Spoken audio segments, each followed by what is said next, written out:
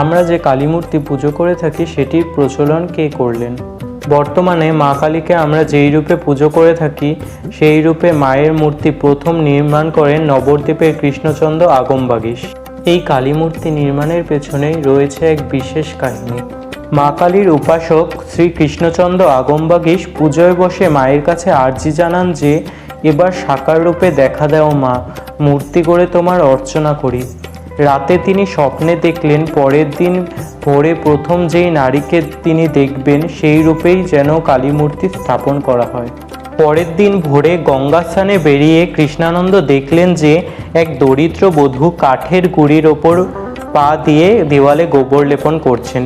তার গায়ের রং কৃষ্ণবর্ণ, এলোমেলো চুল তার। কৃষ্ণচন্দ্র আগমবাগীশকে দেখে সে লজ্জায় জিভ কাটে। রাতের দেখা স্বপ্নাদেশ মতো সেই নারীর বর্ণনা অনুযায়ী তিনি মূর্তি নির্মাণ করলেন।